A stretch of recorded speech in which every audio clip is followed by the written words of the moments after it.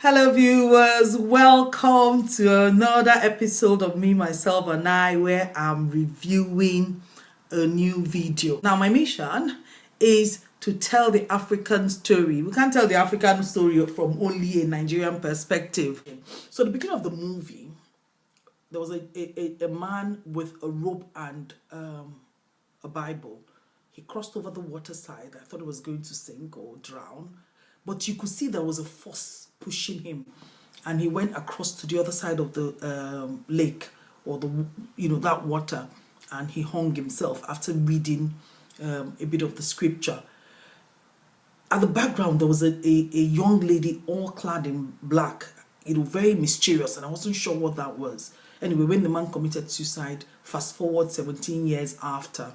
So there was a lot of mystery also clad around his disappearance. He was a very good journalist, and the son had taken after him. And there was a remembrance about the father, talking about all his the things that he had done. Now, this journalist now takes off to go look for, to find out what happened to his father. And he goes on this quest. He goes away to this land where this occurred, and he began to dialogue with people, and they showed him, they gave him tips of where to go.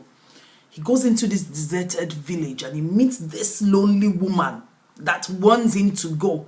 That people like him have come, and nobody knows what has happened to them. Basically warning him that his life was in danger. But the spirit of journalism in the Mike, which was the name of this journalist, was much, and there was a drive. So Mike continued to dig into the story. He took the tips from this lady, and he goes into one of the huts. In this hut, he sees this haunted girl, fire burning out of everywhere. He takes a video clip of it, and he flees for his life. Quite scary. It's quite, you get a feeling of a thriller when you're watching this Subira.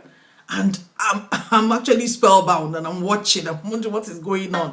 Anyway, all those effects of bottles breaking, his camera falling and shattering, and everything he captures he cannot show.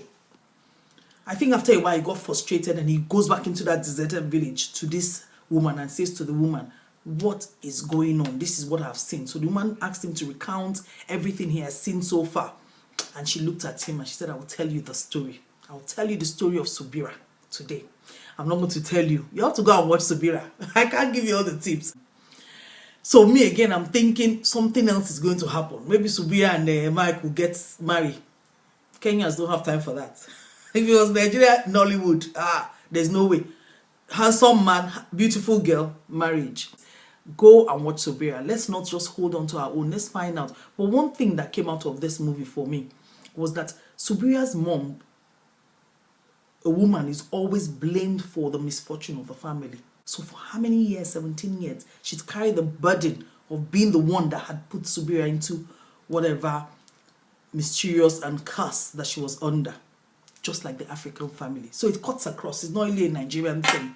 So that really struck me.